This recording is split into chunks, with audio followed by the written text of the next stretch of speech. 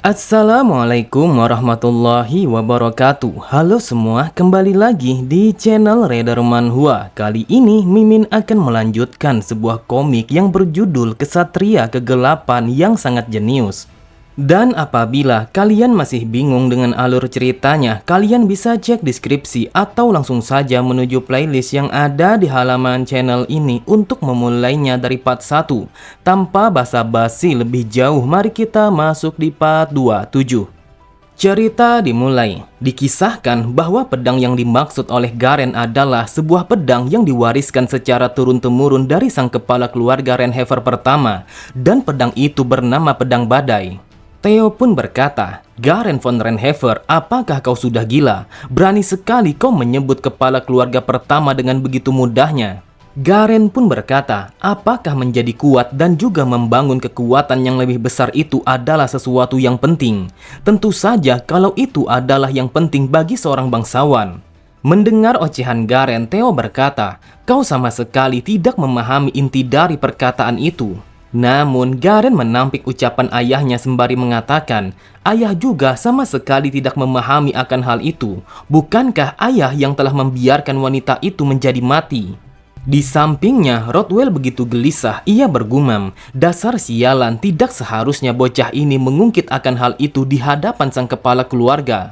Sontak, Theo sangatlah kesal ketika Garen yang menyebut wanita itu. Dengan nada yang dingin, Theo berkata, "Kau sama sekali tidak menghormati ibumu sendiri dengan menyebutnya sebagai wanita itu." Garen berkata dengan nada yang tinggi, "Dia bukanlah ibuku, tetapi satu-satunya ibuku adalah Priscilla von Aurel. Namun wanita itu adalah kesalahan ayah. Dia tidak lebih hanya sekedar tamu di dalam keluarga Rainhaver ini. Jadi aku tidak ingin kalau ayah menyebutnya sebagai ibuku." Seketika itu juga Theo meminta Garen untuk pergi meninggalkan tempat itu karena Theo begitu muak bahwa Garen telah menghina wanita itu. Terlihat kekuatan sihir kegelapan dalam jumlah yang begitu besar telah bangkit dan bergema dengan keras di atas tanah.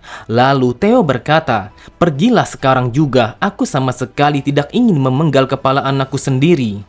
Dikisahkan ada alasan mengapa Theo begitu marah ketika wanita itu dihinakan. Dia adalah istri pertama yang dimiliki oleh Theo, namun wanita itu telah mati dalam serangan para iblis pada malam pembantaian. Mendengar ucapan ayahnya, Garen sangatlah kesal. Ia tidak menyangka kalau ayahnya sampai semarah itu kepadanya. Kemudian sambil berpaling meninggalkan tempat itu, Garen berkata, "Aku pastikan kalau ayah akan menyesalinya, dan secepatnya ayah akan mengerti bahwa semua yang di dalam Rainhaver ini sudah ditakdirkan hanya untukku." Theo sama sekali tidak menghiraukan dengan ucapan anaknya itu. Yang ia lakukan hanyalah menarik nafas panjangnya untuk meredakan emosinya. Saat mendengar Rothwell yang bertanya apakah Theo baik-baik saja, Theo pun berkata, "Ini adalah kesalahanku karena aku telah menunjukkan sisi burukku kepadamu." Rothwell berkata, "Wahai Tuan, Anda jangan pernah mengatakan akan hal itu.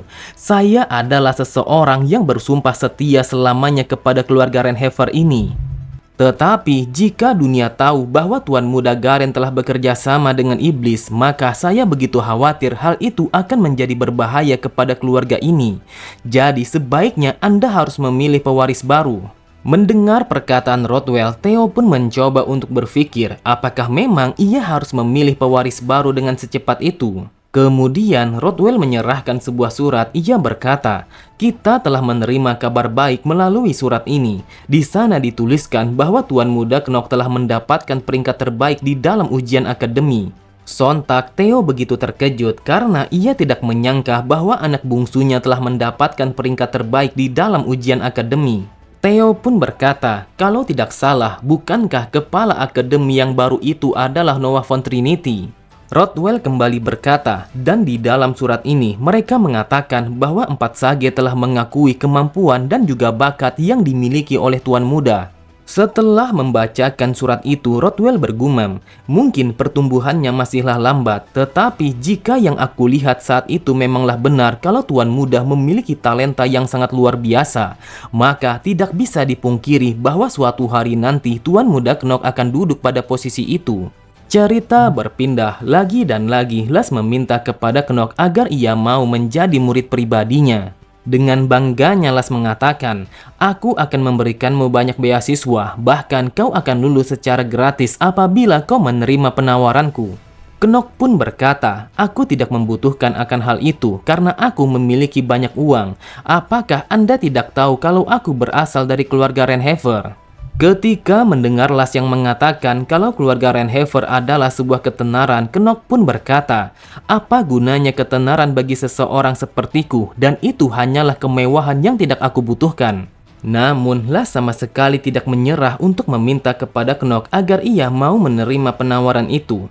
Ia sangat berharap kalau Knock mau menjadi murid pribadinya. Mendengar ocehannya, Knock pun berpikir, "Dasar brengsek, aku merasa kalau telingaku mau pecah." Kemudian Knock teringat ketika ia berbicara kepada Jitri. Di saat itu Jitri berkata, "Wahai tuan muda, jika Anda berbicara dengan tulus, bukankah Anda akan mendengarkannya? Saya telah mencari tahu bagaimana sifat alami profesor itu, dan ternyata dia tidak pernah melakukan hal yang seperti ini kepada siapapun selain Anda. Bahkan sebaliknya, sang profesor akan lebih gigih untuk mengajar kepada para murid yang kurang berprestasi." Knock pun hanya tertawa. Ia berkata, "Aku sama sekali tidak bisa menghindari akan hal ini. Tidak peduli segila apa seseorang, begitu mereka tahu akan kekuranganku, maka sudah pasti mereka akan menyerah kepadaku." Kemudian Knock berkata, "Jujur saja, aku masih tidak mengerti mengapa orang yang terhormat seperti Anda sangat ingin kalau aku menjadi murid Anda. Aku tidak ingin kalau Anda hanya mengatakan bahwa aku luar biasa, tetapi yang aku inginkan adalah mendengarkan alasan yang sesungguhnya. Jadi katakan yang sejujurnya, mengapa Anda memilihku sedangkan di dalam akademi ini ada begitu banyak murid-murid yang berprestasi?" Las pun tidak langsung menjawabnya, namun Las bertanya kepadanya apakah Knock memiliki waktu luang. Dengan santainya Knock berkata, "Mungkin Anda sudah mengetahui bahwa aku adalah seorang berandalan. Jadi sudah pasti kalau aku memiliki waktu luang yang sangat banyak." Mendengar perkataan Knock, Las pun langsung tertawa terbahak-bahak. Lalu ia berkata, "Knock von Renhever, maukah kau mendengarkan sebuah cerita lama yang akan aku ceritakan kepadamu? Alasan mengapa aku membutuhkan seorang murid yang luar biasa adalah karena aku ingin menyelesaikan penelitianku. Dan penelitian itu adalah untuk menyelamatkan mereka yang lemah dan juga tidak bisa menggunakan kekuatan magic. Semua itu agar aku bisa untuk memenuhi ambisiku selama aku hidup, dan itulah sebabnya kalau aku sangatlah membutuhkanmu. Aku tidak ingin lagi melihat mereka yang tidak bersalah telah mati dengan cara yang sia-sia, bahkan bagi mereka yang tidak mampu untuk berjuang. Dan hal itu seperti yang telah dialami oleh anakku sendiri." Mendengar cerita itu, Knock bergumam, ini adalah sebuah cerita yang ada di balik setiap karakter yang tidak bisa diketahui oleh orang-orang yang memainkan game ini.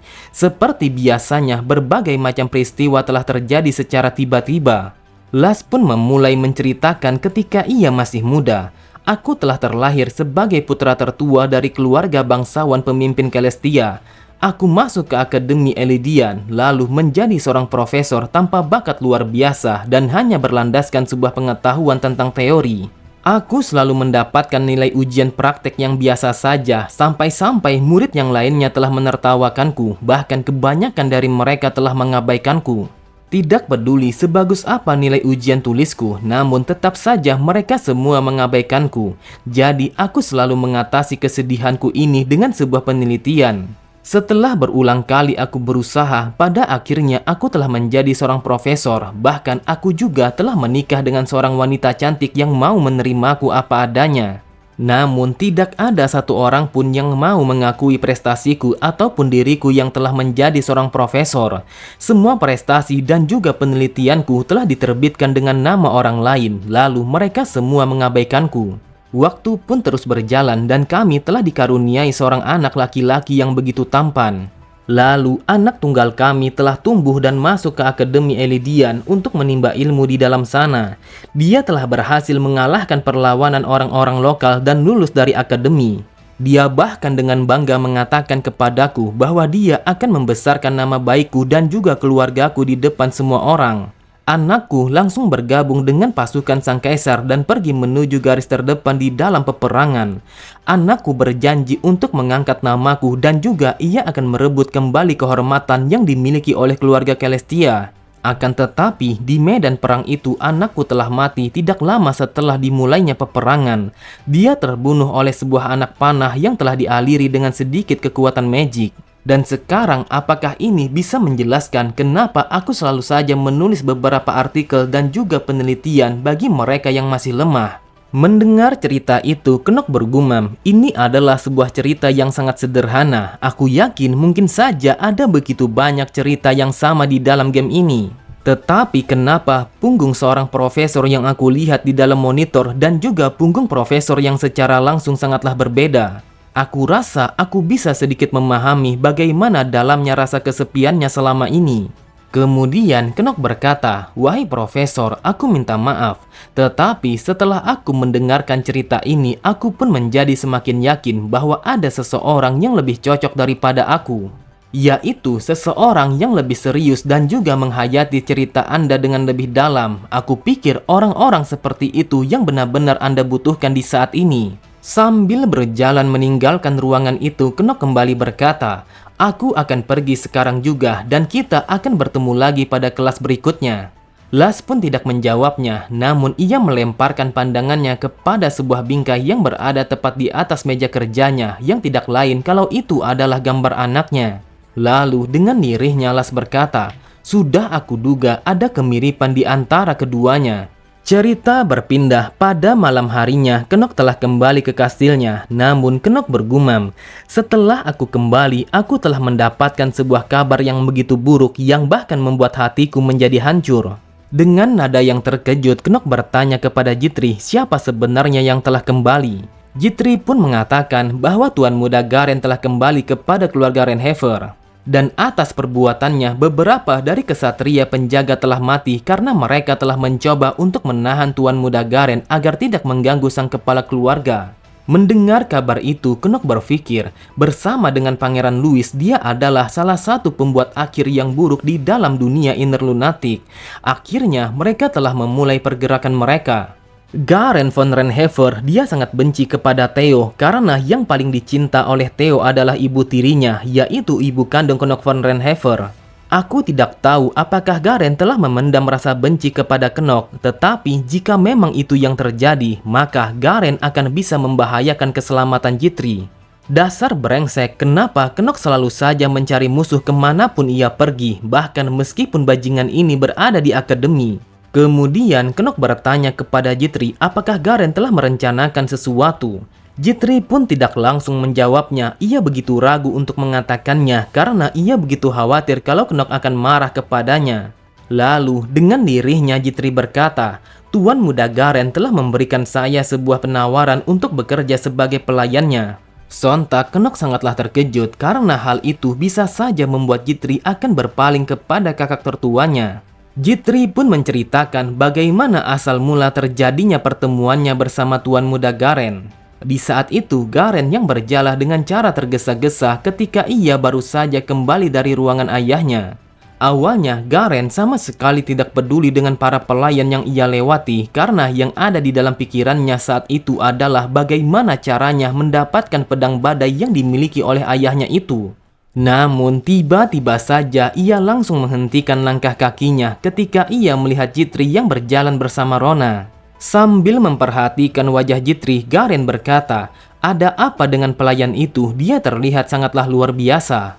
Kemudian Garen pun memanggil Jitri. Ia berkata, "Siapa kau sebenarnya? Selama ini aku sama sekali belum pernah melihatmu." Terlihat, Jitri pun langsung memberi hormat kepada Garen sembari mengatakan, "Saya adalah Jitri dan saya saat ini telah bekerja sebagai pelayan pribadi Tuan Muda Knock von Renhever." Tetapi Garen pun langsung memotong perkataan Jitri. Ia berkata, "Abaikan saja formalitas itu karena aku sama sekali tidak suka akan hal itu. Namun yang aku inginkan adalah bahwa kau harus bekerja kepadaku dan juga menjadi pelayan pribadiku. Dengan hanya melihatmu saja, aku tahu kalau kau memiliki sebuah talenta. Kau memiliki sebuah ambisi yang cukup dalam di dalam dirimu itu yang dapat memuaskanku." Jitri pun membuang pandangannya sembari mengatakan, "Wahai Tuan Muda, saya minta maaf, tetapi saya sudah bekerja untuk melayani Tuan Muda Knock. Oleh sebab itu, saya harus menolak penawaran Anda." Sontak, Garen sangatlah terkejut atas penolakan itu karena ini adalah pertama kalinya ia mendapatkan sebuah penolakan yang dilakukan oleh seorang pelayan. Dengan nada yang tegas, Garen berkata, "Bukankah kau sudah tahu siapa aku? Lantas kenapa kau menolak penawaranku? Katakan kepadaku, apakah bajingan itu telah memberikanmu bayaran yang banyak sampai-sampai tanpa pikir panjang kau langsung menolakku?" Jitri berkata, "Saya telah memutuskan hal itu atas kemauan saya sendiri tanpa paksaan oleh siapapun. Karena Tuan Muda Knock adalah orang pertama yang peduli kepada saya." Mendengar perkataan Jitri, Garen sangatlah kesal. Ia berkata, "Kau telah memutuskan. Asal kau tahu, seorang rakyat jelata sepertimu sama sekali tidak memiliki sebuah hak untuk melakukan hal itu." Jitri kembali berkata, "Itulah kenapa saya menolak Anda, karena Tuan Muda Knock telah menghormati saya, sedangkan saya sama sekali tidak mengenal bagaimana kepribadian Anda. Selain itu, saya juga sangat ingin selalu berada di sisi Tuan Muda Knock dan juga mengawasinya, karena seperti yang saya katakan sebelumnya, Tuan Muda selalu peduli kepada saya." Dengan sinisnya Garen bergumam, siapa sangka kalau dia akan melayani bajingan itu dengan begitu tulus. Lalu Garen berkata, "Aku akan memberikanmu 3 kali lipat dari yang diberikan oleh bajingan itu." Namun seketika itu juga Jitri pun langsung memberi hormat kepada Garen sembari mengucapkan kata maaf kalau dia sama sekali tidak bisa menerima penawaran yang Garen berikan kepadanya. Di saat itu terlihat wajah Garen sangatlah kesal karena ia tidak menyangka bahwa Jitri akan teguh dengan pendiriannya. Kemudian setelah menceritakan tentang itu, Jitri pun mengatakan bahwa Garen akan memberinya gaji sebanyak 3 kali lipat apabila ia mau menjadi pelayannya. Mendengar itu, Knock bergumam, "Meskipun aku memiliki banyak uang, akan tetapi cerita yang sesungguhnya sama sekali belum dimulai. Untuk saat ini, aku sama sekali tidak bisa menggunakan uang sebanyak itu, namun aku juga tidak bisa melepaskan Jitri begitu saja." Knock pun menarik nafas panjangnya. Ia begitu pusing bagaimana caranya agar ia tidak kehilangan pelayannya itu. Lalu Knock berkata, "Jika itu masalah gaji, maka aku akan menaikkan gajimu sebanyak 3 kali lipat sama seperti yang ditawarkan oleh Garen. Jadi kau tidak perlu lagi memikirkan tentang gajimu itu dan mulai sekarang fokuslah pada pekerjaanmu." Mendengar perkataan tuannya yang begitu panik, Jitri pun langsung tertawa. Ia tidak menyangka kalau tuannya akan bersikap seperti itu. Melihat Jitri yang tertawa, Knock pun semakin panik. Ia bergumam, "Apa yang terjadi? Apakah dia telah tertawa? Mungkinkah kalau dia telah menerima tawaran Garen untuk bekerja bersamanya?" Knock pun bertanya kepada Jitri apakah ia sudah menerima tawaran Garen. Sambil tersenyum, Jitri berkata, "Ini sama sekali tidak seperti yang Anda pikirkan. Saya tidak akan pernah mengikuti Tuan Muda Garen. Selain itu, gaji saya saat ini sangatlah cukup bagi saya." Knock pun kembali bertanya mengapa Jitri tertawa kepadanya. Jitri pun mengatakan kalau itu adalah sebuah rahasia. Namun Knock tetap saja memaksanya untuk mengatakan karena ia begitu penasaran apa sebenarnya yang disembunyikan oleh Jitri. Knock berkata, "Jitri, lihat aku baik-baik, kau sama sekali tidak bisa berbohong kepadaku, jadi katakan saja yang sebenarnya." Tetapi Jitri pun langsung membuang tatapannya ke arah samping. Ia tidak bisa menyembunyikan tawa kecilnya itu di hadapan tuannya. Kemudian Knock bergumam, "Apapun itu, aku sangatlah bersyukur kalau Jitri tidak akan pergi." Lalu Knock berkata, "Jika aku bisa menangkap bajingan itu, maka aku akan langsung menghabisinya." Beberapa hari kemudian, terlihat para murid telah berlatih di luar ruangan mereka. Di saat itu, mereka dipersiapkan untuk mengikuti sebuah latihan menunggang seekor kuda. Dikisahkan, di dalam Akademi Elidian, mereka memiliki 5 pelajaran yang wajib bagi murid baru. Yang pertama adalah sebuah pelajaran Kekaisaran Arkahim, sebuah pelajaran yang menceritakan tentang dewa penciptaan, yaitu Dewa Arden, dan juga kerajaan kesatuan terbesar yang telah dilupakan oleh semua orang. Lalu yang kedua adalah berkuda, karena keterampilan berkuda sangat dibutuhkan bagi seorang prajurit berkuda yang memainkan peran krusial di dalam medan peperangan. Dan yang ketiga adalah sebuah etika dan juga kesopanan dalam kehidupan di dalam akademi. Setiap orang di dalam akademi sangat diharapkan untuk bersikap sopan dan juga hormat kepada sesama manusia. Pelajaran ini telah mencakup beberapa buah mantra yang dirancang untuk menyerang musuh. Hal ini termasuk ke dalam ledakan energi, api, petir, dan juga elemen yang lainnya yang dapat memberikan kehancuran bagi pasukan musuh. Lalu yang terakhir adalah pelajaran yang terburuk bagi Knock itu sendiri sekaligus yang paling sulit untuk ia pelajari. Dan ternyata latihan yang paling buruk bagi Knock adalah latihan fisik. Salah satunya adalah dengan berlari. Di saat melakukan latihan fisik, Knock sama sekali tidak mampu untuk mengejar teman-temannya yang telah meninggalkannya. Terlihat setiap latihan fisik yang ia lakukan, Knock selalu saja merasa kesusahan karena pada dasarnya Knock memanglah memiliki tubuh yang lemah. Kemudian setelah Knock menyelesaikan latihannya, ia pun langsung beristirahat untuk memulihkan tenaganya. Namun tepat di sampingnya datanglah seorang instruktur yang langsung berkata kepadanya, "Setelah aku pikir berulang kali, hal ini sangatlah aneh, tetapi aku bingung harus bagaimana mengatakannya." Knock pun langsung terkejut ketika lelaki itu yang mengatakan bahwa Knock bagaikan lalat di dalam latihan fisik itu. Knock pun bertanya apa yang dimaksud oleh lelaki itu. Lelaki itu kembali berkata, "Kau sangat unggul dalam mencapai hasil jangka pendek, namun ada sebuah batasan yang begitu jelas untuk pertumbuhan fisikmu itu. Yang aku perhatikan, ada sesuatu yang sama sekali tidak bisa kau atasi. Jadi, apakah kau sudah menyadari batasan apa yang tidak bisa kau atasi itu?" Knock pun bergumam, ini adalah ciri khas seorang instruktur latihan fisik yang dimiliki oleh Akademi Elydian. Memang benar dengan apa yang ia katakan, sesuatu yang tidak bisa diatasi oleh Knock adalah karena Knock memiliki sebuah tubuh yang begitu lemah yang diakibatkan oleh sakit parah. Kekuatan maksimal fisiknya telah dibatasi menjadi setengah saja. Lelaki itu kembali berkata, "Aku minta maaf jika ucapanku sedikit kasar, tetapi sebaiknya kau harus mengingat akan nasihatku. Bergerak secara sembarangan, percayalah hal itu akan memperpendek daya hidupmu." Sambil memperhatikan statusnya, Knock bergumam, "Bagaimana aku tidak bisa mengetahui akan hal itu ketika aku bisa melihat sisa hidupku efek dari kutukan itu?" Pada sisi yang lain, terlihat Paracelsus telah memperhatikannya dari kejauhan. Ia pun berkata, "Bajingan ini, dia seperti sebuah teka-teki yang sama sekali tidak bisa dibaca. Di dalam ujian masuk, dia sangat ingin menjadi seorang murid dengan nilai tertinggi. Tetapi di saat ini, dia telah menyembunyikan kekuatan fisiknya yang sesungguhnya. Aku bertanya-tanya apa yang sebenarnya dilakukan oleh orang ini. Sudah pasti hal ini ada hubungannya dengan tindakannya yang sembrono itu." Kemudian Knock menyadari kalau Paracelsus telah memperhatikannya. Ia pun langsung menolehkan pandangannya ke arah belakang. Lalu Knock berkata, "Dasar brengsek, sepertinya bajingan itu ingin mengajakku bertarung lagi karena ia begitu penasaran bagaimana aku bisa mengalahkannya di waktu itu." Cerita berpindah ketika para siswa telah pulang dari akademi. Knock pun langsung pergi menuju kepada sebuah tempat yang dikenal sebagai Distrik 4. Kali ini Knock berjalan hanya seorang diri tanpa ditemani oleh Jitri. Namun, Knock langsung menghentikan langkah kakinya ketika terdengar suara yang mengatakan, "Wahai tuan muda, saya tidak menyangka bisa bertemu dengan Anda di tempat ini." Ternyata orang yang menyapa Knock adalah Rick. Knock pun bergumam, ini adalah situasi yang sangat buruk dan juga sangat baik. Situasi baiknya adalah Paracelsus tidak mengikutiku, namun kabar buruknya aku bertemu dengan seorang penjahat seperti bajingan ini. Aku tidak mengira entah kenapa di dalam game yang busuk ini sesuatu yang buruk selalu saja mengikutiku.